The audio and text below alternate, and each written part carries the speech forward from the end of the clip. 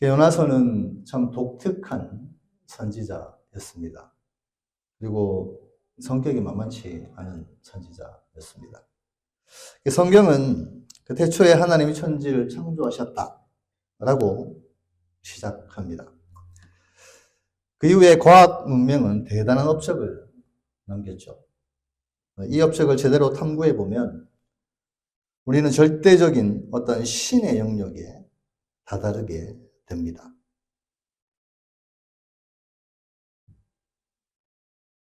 마이테스 훈련 받으신 분들은 한 번씩 이렇게 되짚어 볼 수 있을 것입니다.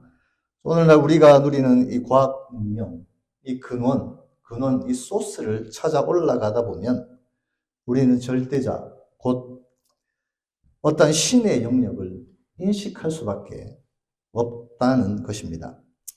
요즘 많이 춥죠? 오늘은 좀 따뜻한 편인데 한동안 좀 추웠죠. 그런데 만약에 이 추운 날씨에 겨울에 히터가 없다면 어떻게 될까요? 아마 쉽지 않겠죠. 히터가 작동을 하려면 뭐가 필요하죠? 전기가 필요하죠. 그렇죠? 네. 그렇다면 그런 전기는 어디서 오는 걸까요? 네, 발전소에서 그렇죠. 네. 전기는 발전소에서 올 겁니다. 그래서 발전소는 주로 수력 발전소와 원자력 발전소가 있죠.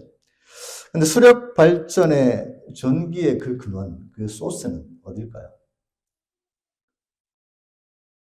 네, 물이죠. 맞습니다. 물입니다. 그럼 원자력 발전도 있죠. 원자력 발전소. 원자력 발전의 그 소스는 무엇입니까? 네, 자연이죠. 우라늄이라는 그 물질을 통해서 원자력 발전을 이렇게 가동하게 됩니다. 그럼 물과 우라늄은 어디서 왔습니까? 물은 일단 비가 있어야겠죠. 그렇죠? 네. 우라늄은 땅속 깊은 곳에 묻어져 있습니다. 그렇다면 이 물과 우라늄은 어디서 왔을까요? 물은 이 바다에 수증기가 이렇게 증발되어 가지고 지구의 순환 과정을 통해서 하늘에서 다시 물이 내려오죠. 그 우라늄은 땅 속에서 깊은 곳에 나왔다고 아까 말씀드렸습니다. 그럼 이 바다는 어디서 나왔을까요? 네, 맞죠. 말씀으로 만들어졌죠. 땅도 우리는 말씀하신 것처럼 하나님이 만드셨다고 인정합니다. 그렇죠? 근데 세상은 뭐라고 얘기할까요? 원래 있었대요, 원래. 저절로 생겼다고 합니다. 땅도 바다도 저절로 생겼다고 얘기합니다. 조금 더 나아가 봐서 이제 발전소에서 전기가 만들어지려면 전기를 만들어서 우리에게 공급되기까지는 뭐가 필요하나요? 전기줄이 필요하겠죠. 우리 밖에만 봐도 전기줄이 많이 있죠. 근데 이 전기줄은 뭘로 만들어졌어요? 여러분, 전기줄은 구리와 고무로 만들어졌을 겁니다. 구리는 어디서 구할 수 있죠? 예, 땅에서 만들어졌죠. 그럼 고무는 어디서 나왔습니까? 말레이시아에 가보면 고무나무 많이 있더라고요. 고무나무에서부터 이렇게 쭉 받아와가지고, 그래서 고무가 쭉 이렇게 모여서 이렇게 만들어서 그렇게 고무를 추출해내는 것을 봤습니다. 그럼 그 고무나무는 어디서부터 그런 영양분을 받을까요? 예, 땅이죠, 땅. 그래서 이 세상에서 바다나 어떤 땅이나 이 지구를 만드신 분이 하나님이라는 것을 우리는 인정합니다. 하지만 세상 사람들은 원래 있었던 것이라고, 저절로 생겼다고 얘기합니다. 좀 더 깊이 들어가면 빅뱅 이론까지 들어가는데 그것까지 들어가면 아주 깊어집니다. 그래서 일단 우리가 알고 있는 상식적인 선에서 그렇습니다. 우리는 잘 압니다. 이 모든 것은 하나님이 우리 인간에게 허락해 주신 것입니다. 세상에 저절로 생겨나는 건 없습니다. 분명 여러분 휴대폰 다 갖고 계시죠? 이 휴대폰도 보면 너무 편리하게 쓰고 있죠. 예. 이 휴대폰도 저절로 만들어졌어요? 누군가는 만들었습니다. 저는 아이폰을 쓰는데 아이폰 만든 사람이 있죠. 유명한 사람. 분명히 이 휴대폰을 만든 사람이 있는 것처럼 이 지구를 만드신 분도 분명히 있다는 것입니다. 또한 인체의 신비나 우주를 연구하는 학자들은요, 그 분야에 대해서 깊이 파고들면 파고들수록 어떤 절대적인 신의 존재를 인식할 수밖에 없다고 합니다. 왜냐하면 우리 여러분 인간의 눈을 한번 보십시오. 얼마나 대단한 그런 기술력이 집합체인지 모릅니다. 밝으면 동공이 커졌다가 밝으면 작아지나요? 어두우면 다시 커졌다가. 여러분 카메라를 좀 아시는 분은 이 카메라 렌즈가 얼마나 신기한가요? 그 카메라에 만들어둔 기술력보다 이 눈이 가지고 있는 이 기술력은 엄청납니다. 근데 이게 저절로 생겼습니까? 누군가는 만들었다는 것입니다. 그래서 이 의료 분야에 아주 깊이 연구하시는 분들, 특히 우주를 연구하시는 나사에 있는 직원들, 이런 분들은 어떠한 절대적인 존재를 인식할 수밖에 없다고 합니다. 여러분, 세상에 저절로 만들어지는 건 없습니다. 절대로 이 세상도 저절로 움직여지지 않습니다. 지금 이 순간에도 하나님은 일하고 계십니다. 지금 이 예배 가운데서도 하나님은 영광을 받으십니다. 하나님은 지금도 성도인 여러분을 이곳으로 부르시고 그 창조의 질서 기반 안에서 일하고 있다는 것입니다. 이것을 믿음으로 이 예배의 주인이신 하나님을 예배하는 우리 성도님들이 되시길 주님의 이름으로 축원합니다. 인류 역사에서 이 과학이 대단한 일을 한 것은 사실입니다. 앞에 있는 휴대폰부터 해서 제가 보고 있는 아이패드까지 우리에게 많은 유익함을 가져다 준 건 사실입니다. 하지만 우리는 아직도 과학이 풀지 못하는 많은 난제들을 실제적으로 경험하고 있습니다. 다만 편리함에 익숙해져서 그걸 무시할 뿐이죠. 지구의 탄생도 아직 정확하게 인류는 밝혀내지는 못했습니다. 광활한 우주의 신비도 아직도 밝혀내지 못했고요. 의학적으로도 우리가 치료하지 못하는 병이 얼마나 많은지 모릅니다. 예를 들면 우리가 최근에 경험했죠. 코로나 때 우리가 바랄 수 있었던 게 무엇입니까? 어떤 신약이 발견되기를 바랄 수밖에 없었죠. 그리고 이 자가 면역 질환이라는 게 있습니다. 저도 이 류마티스로 이렇게 겪고 있는데 뭐 힘들진 않습니다. 하여튼 이 류마티스도 저도 의사 진단을 받았는데 의사가 하는 말은 치료제가 없답니다. 아직도 밝혀내지 못했대요. 이 인체를 우리가 아직도 정복하지 못했다는 것입니다. 그 외에도 태풍이나 쓰나미 이런 자연재해도 결코 우리의 힘으로 예측할 수도 없고 어떻게 우리가 추적해 갈 수도 없다는 것입니다. 우리는 절대적인 이 하나님의 자연을 통해서 역사하시는 그 하나님의 섭리를 우리 인간은 아직 다 탐구해내지 못했습니다. 다만 과학이라는 것을 통해서 그 일부를 알아갈 뿐인 거죠. 하나님의 역사하심, 하나님의 통치하심. 이러한 자연을 통해서 하나님을 인정할 수밖에 없다고 얘기하는 것. 이걸 신학적으로는 뭐라고 얘기하냐면 자연계시 이렇게 얘기합니다. 그리고 성경이라는 특별한 책을 통해서 하나님은 자신을 나타내셨습니다. 이를 성경책이라는 특별한 책을 통해서 자신을 나타내셨기 때문에 이를 특별계시라고 합니다. 여기 오늘 우리가 읽었던 본문에 요나라는 사람이 있습니다. 요나라는 사람은요, 독특했죠. 그리고 하나님을 아주 잘 아는 선지자였습니다. 세상에서 일어나는 일이 결코 저절로 일어나지 않는다는 것을 잘 아는 사람이었습니다. 자연계시라는 용어도 알았을 것입니다. 그리고 세상에 일어나는 모든 일들이 하나님의 창조 질서 안에서 움직인다는 것을 잘 아는 사람이었습니다. 요나서 1장 9절에 보면 요나는 자신을 이렇게 소개합니다. 우리 1장 9절 다 같이 한번 읽어볼까요? 시작.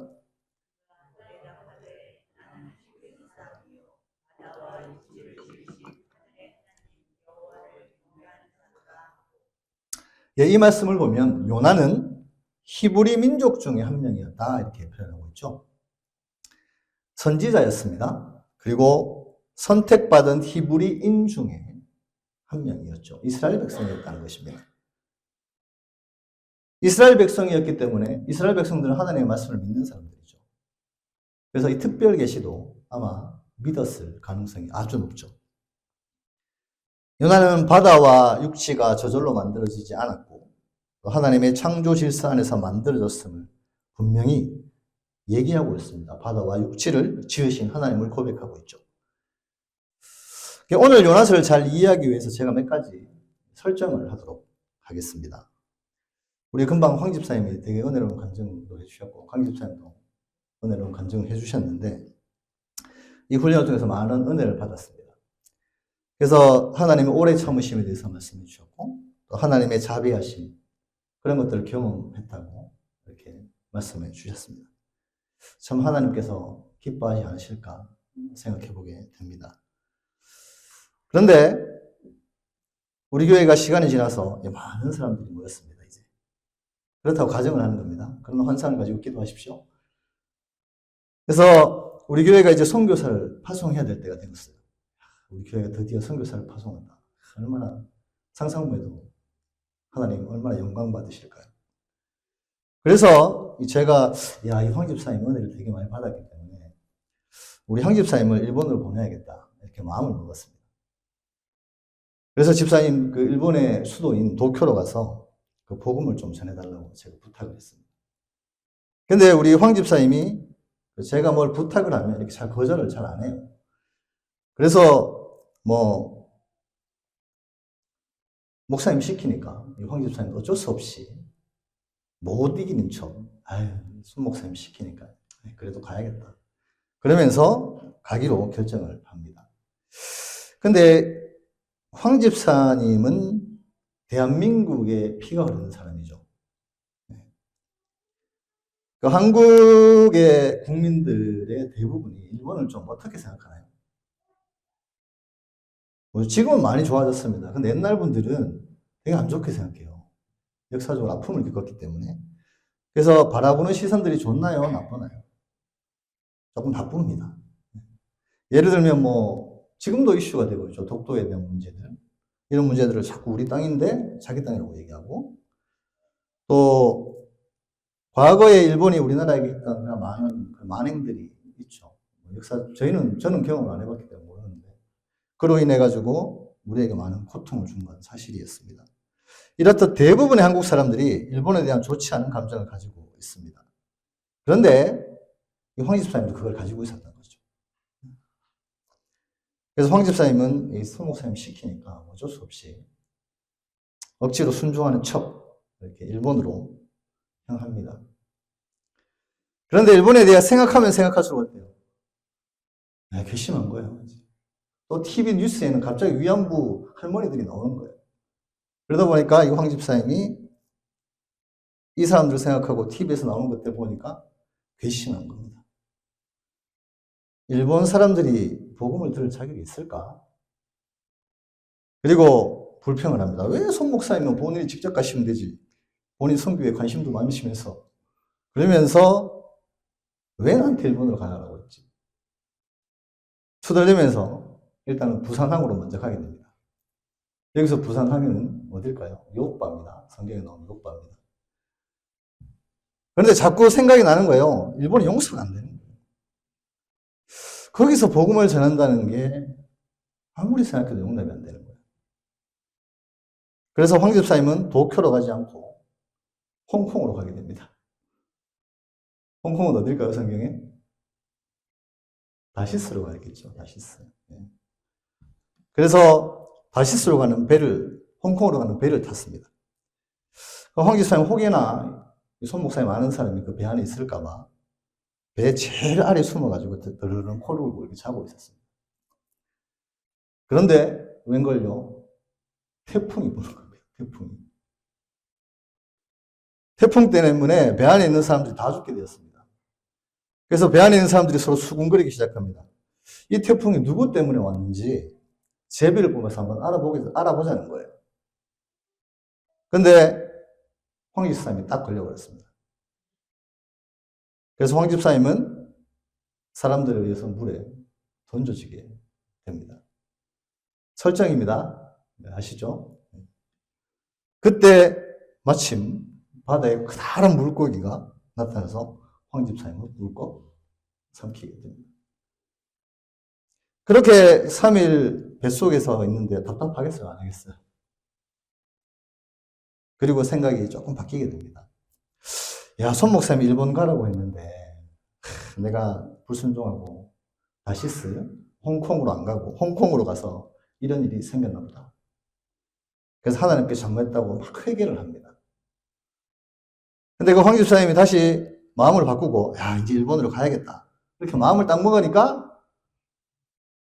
이 고기가, 큰 고기가 황 집사님을 툭 내뱉어 버리는 거예요. 그래서 황 집사님은 이 홍콩이 아닌 일본으로 어쩔 수 없이 끌려가는 마음으로 홍콩으로 가게 됩니다. 홍콩이 아니고 다시스입니다. 아니, 니누에입니다. 니누에. 자, 일본의 수도는 도쿄가, 저는 가보지는 않았지만 우리 집사님 두 분 일본에 오래 사셨는데 도쿄가 크나요? 네, 도쿄 크답니다. 네, 도쿄가 아주 크대요. 그래서 황 집사님은 일본을 생각할 때마다 우리나라 사람들한테 했던 그런 만행들이 자꾸 떠올라서 복음을 전하기는 싫은데 억지로 끌려서 이렇게 도쿄로 오게 됩니다. 손 목사님이 시키니까 일본 사람들한테 그래도 복음은 전해야 되니까 성경 표현해 보면 3일 길을 돌아다녀야지 그 니누에라는 성, 우리가 비교했던 도쿄라는 지역이 크기 때문에 3일을 돌아다녀야 복음을 전할 수 있는 크기의 성읍이라 이렇게 표현되어 있습니다. 근데 3일 길을 다녀야 되는 땅임에도 불구하고 대충 하루 만에 복음을 탁 시키니까 탁 그렇게 전하고 끝냈습니다. 그러면서 말하기를 야, 너네 일본 사람들, 일본인 숭배하는 게 야스쿠니 신상이라고 하나요? 야스쿠니 우상을 버리고 예수 믿고 회개해. 아니면 너희들 40일 뒤에 다 망해. 이렇게 3일을 돌아다니면서 복음을 전해야 되는데 하루만 딱 전한 거예요. 하루만. 그리고 요나는 이제 다시 돌아옵니다. 요나로 돌아오겠습니다. 지금부터 조금 황 집사님 비교하면 기분 나쁘실 수 있습니다. 그래서 요나는 생각을 하게 됩니다. 이제 하나님 시킨 대로 했으니 내 할 일은 다 했다. 이제 40일 후에는 분명히 일본은 망할 거야. 예의 나쁜 놈들. 이렇게 생각하고 도쿄, 그 니누에가 멸망할 것이라고 생각했습니다. 그런데 이상한 일이 일어납니다. 요나는 대충 하루만 복음을 전했을 뿐인데 이 일본 사람들이 복음을 다 받아들이는 거예요. 그리고 회개를 하는 겁니다. 그리고 심지어 짐승들까지 금식하고 회개하는 겁니다. 그러면 우리 요나가 다시 황 집사님 열을 받겠어요? 안 받겠어요? 그래서 4장 1절부터 3절까지 말씀을 다 같이 한번 우리 요나가 대체적으로 비교됐던 황 집사님이 어떻게 화를 내시는지 한번 읽어보겠습니다. 시작.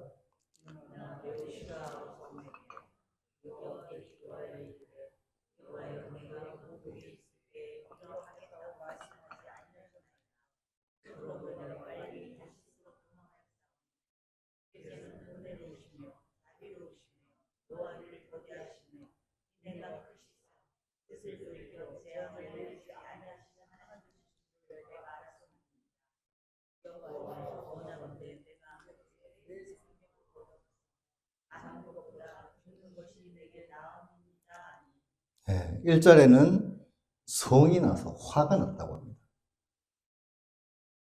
근데 요나는 어떤 사람이라고요? 하나님의 자연계시, 바다와 육지를 지으신 하나님을 믿는 사람이었고, 그리고 히브리인이라고 얘기했죠. 그런데 그런 요나는 하나님 앞에 성을 냅니다. 그리고 3절 후반절에 보면 죽는 것이 내게 낫겠다 이렇게 표현할 정도로 이렇게 하나님 앞에 역정을 내는 것을 볼 수 있죠. 우선 1절 표현해 보면 매우 화가 났습니다. 그리고 조금 의역해서 오늘날 표현을 하면 내 그럴 줄 알았다고, 내 그럴 줄 알았다고. 하나님 참 은혜 많으셔가지고 인간들만 그렇게 사랑하셔가지고 그 못된 일본 사람들도 오래 참고 인애도 많고 심판도 안 하시고 하나님 참 잘하셨다. 와, 일본 사람들 그 사람들이 복음 믿고 회개를 하다니 이게 말이 되나? 하나님 이럴 바에는 내가 차라리 죽는 게 낫겠습니다. 이렇게 얘기하는 거예요. 여러분 이 요나의 내용이 어떤 영화와 아주 비슷하지 않습니까? 아주 유명했던 영화입니다. 영화 미량을 보시면 이 내용하고 아주 비슷합니다. 아마도 그 이창동 감독이 이 성경에서 뺏겨오지 않았을까 저는 생각을 하는데 그래서 전도연이 영화 보신 분들 기억하시나요? 전도연이 자신의 아들을 죽인 그 제수자들을 찾아가서 예수 믿으라고 얘기하는데 그 사람들이 그 제수자가 뭐래요? 나는 이미 용서를 받았대요. 전도연은 뭐래요? 저 살인자를 내 아들을 죽인 자를 용서한다니 말이 안 된다는 거죠. 그러면서 영화는 끝이 납니다. 근데 요나서는 아직 끝나지 않았습니다. 계속 읽어보겠습니다. 요나는 짜증이 나서 죽겠는데 하나님이 조용히 요나에게 말씀하십니다. 4절 말씀 한번 보십시오. 하나님 어떤 분이시라고요? 오래 참으시고 인애도 많으시고 성품도 아주 온유하신 분이시죠. 그러면서 4절에 이렇게 얘기합니다. 여호와께서 이르시되 내가 성내는 것이 옳으냐. 요나야 네가 그렇게 화를 내는 게 옳으냐 이렇게 물으십니다. 그리고 5절에 보면 요나는 들은 척도 안 합니다. 들은 척도 안 하고 도쿄를 성읍에서 나왔다 이렇게 표현했어요. 도쿄를 나옵니다. 그리고 일본에 유명한 휴양지가 어디 있죠? 수족관도 있다고 들었는데 오키나와라고 있다고 합니다. 그 오키나와에 가가지고 휴가를 즐기면서 이제 도쿄가 40일 뒤에 망하겠지. 이렇게 그늘 아래서 휴가를 보내고 있습니다. 그 따뜻한 오키나와의 섬에 가서 쉬려고 했는데 날씨가 너무 더운 거예요. 날씨가. 요나가 짜증이 날까 안 날까요? 자기 뜻대로 되지도 않는데 날씨까지 더워요. 짜증이 나겠죠. 6절 말씀입니다. 다 같이 한번 읽어보겠습니다. 시작. 하나님이 여호와께서 박농쿨을 예비하사 요나를 가리게 하셨으니 이는 그의 머리를 위하여 그늘을 치게 하며 그의 괴로움을 만나려 하려 하심이었더라. 요나가 박농쿨로 말미암아 크게 기뻐하였더니 그런데 하나님이 뭘 준비하셨어요? 박농쿨을 준비하셨습니다. 그리고 그늘을 탁 이렇게 만들어 주시는 거예요. 요나는 하나님의 창조 질서 안에 있는 자연 계시를 믿는 사람이었죠. 아, 하나님이 해주신다는 것을 믿었습니다. 박넝쿨로 그늘을 만들어 주시는 거 보니까 야, 하나님이 이제 내 마음을 알아주시는구나. 이 박넝쿨을 준비해 주셔가지고 야, 이 도쿄가 무너지는 걸 이렇게 보라는 그런 하나님의 사인이 아닌가. 그렇게 하고 기쁜 마음으로 잠을 잡니다. 그래서 자고 일어나니까 벌레를 하나님도 준비시키십니다. 벌레가 최다를 했는지 박농쿨을, 그늘을 만들어줬던 박농쿨을 다 갉아 먹어버렸어요. 더운 지역에서 그늘이 없으면 연애가 짜증이 날까요? 안 날까요? 짜증 나죠. 7절, 8절 말씀입니다. 한번 읽어보겠습니다. 시작.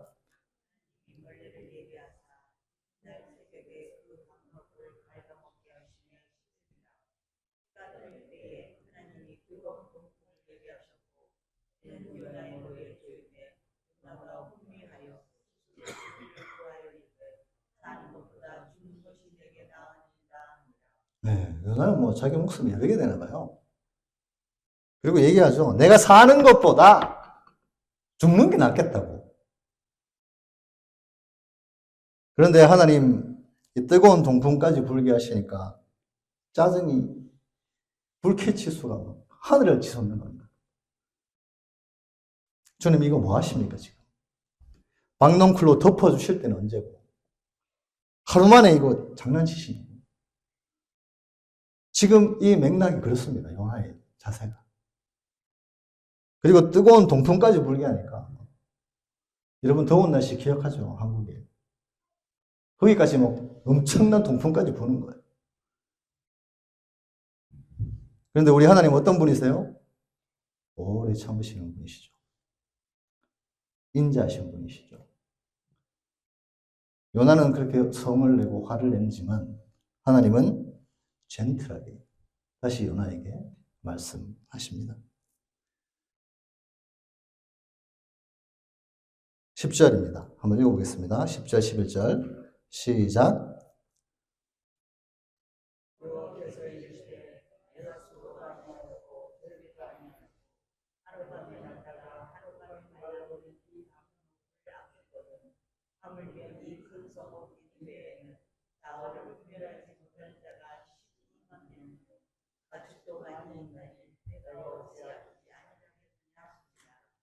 네, 하나님은 젠틀하게 말씀하십니다. 요나야, 네가 수고도 안 하고 재배해서 키우지 않았던 이 박농쿨 자라게 하신 분이 누구예요?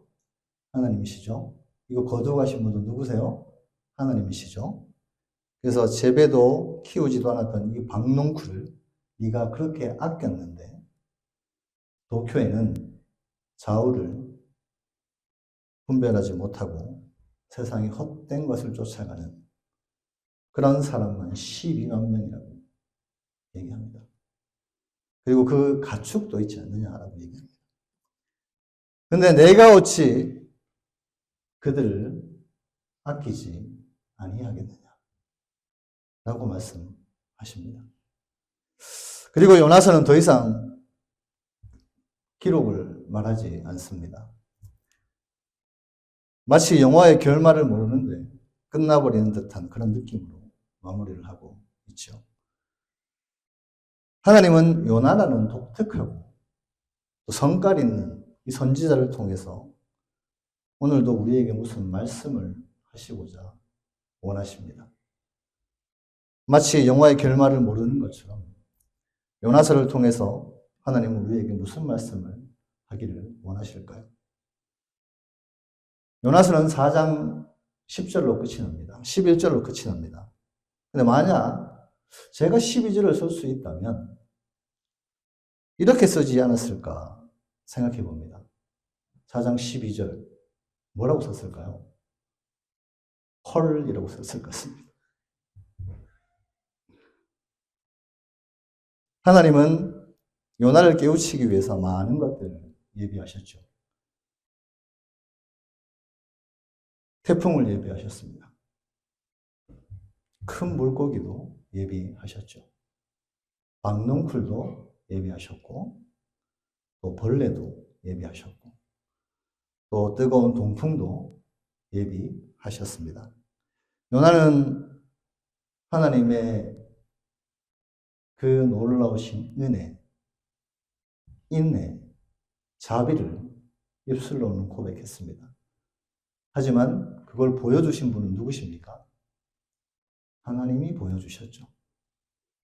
입술로만 고백하는 요나의 고백, 그 성냄에도 불구하고 그 자기 의만을 나타내는 요나에게도 하나님은 은혜로, 자비로 우리에게 말씀하시는 것을 볼 수가 있습니다. 요나는 분명히 하나님의 창조와 세상에서 일어나는 모든 일들이 하나님의 다스림 가운데 있음을 잘 알고 있는 사람이었습니다.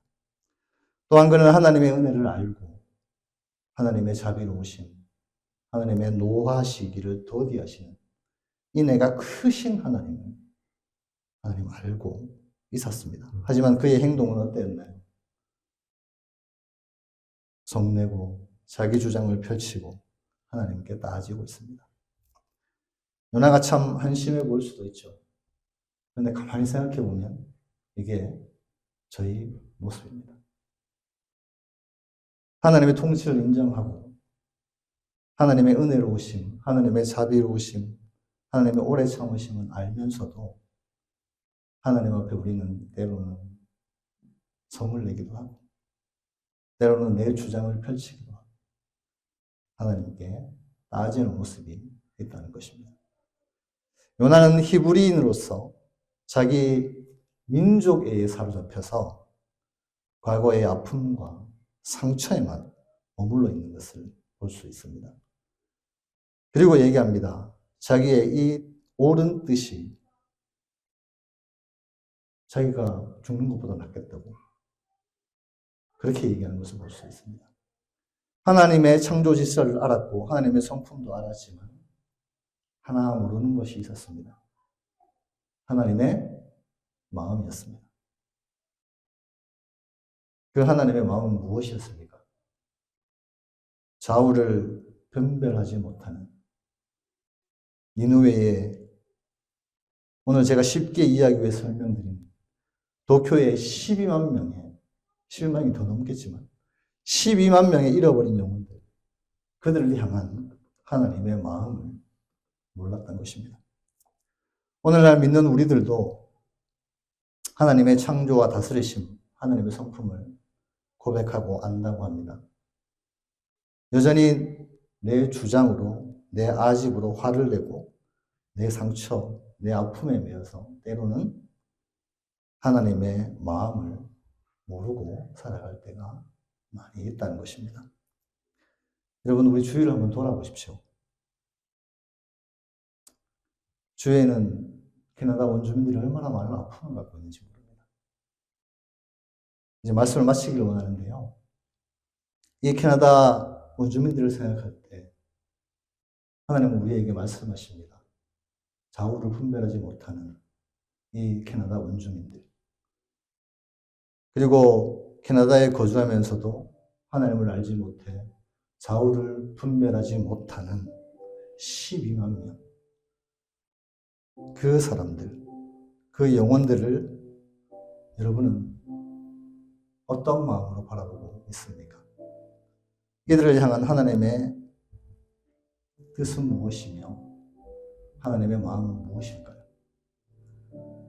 성령님은 지금도 좌우를 분별하지 못하는 전 세계에서 죽어가는 영혼들, 그들을 향한 하나님의 마음을 요나를 통해서 오늘 말씀하고 있습니다.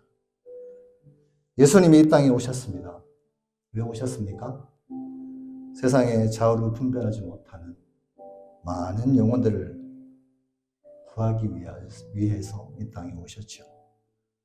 그들을 위해서 마지막까지 십자가에서 기도하시면서 좌우를 분별하지 못하고 있는 이 사람들의 무지를 주님 용서해달라고 기도하셨습니다. 마태복음 28장에서는 너희는 좌우를 분별하지 못하고 있는 모든 민족을 향해 나아가서 가르치는 복음을 우리에게 부탁하셨습니다. 때문에 지금도 많은 하나님의 사람들이 이 예수님의 기도를 드림으로 하나님, 저들을 용서해 주십시오 라고 기도하고 있습니다. 이 기도가 이 예수님의 바람, 이 예수님의 라스트 월이 여러분의 삶의 기도가 되길, 우리 브랜든 한인교회 성도님들의 기도가 되길 주님의 이름으로 축원합니다. 이 시간 우리가 찬양하고 기도하기를 원하는데요.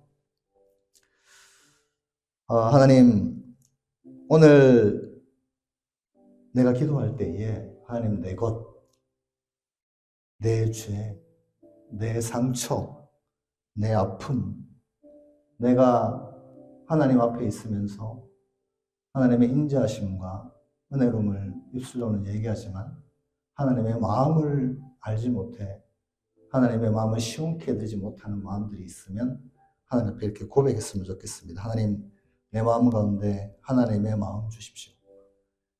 그래야 해서 하나님의 기쁨이 되는 삶이 되게 해주십시오. 우리가 보소서 주님 이 찬양 우리 드리면서 우리 기도하도록 하겠습니다.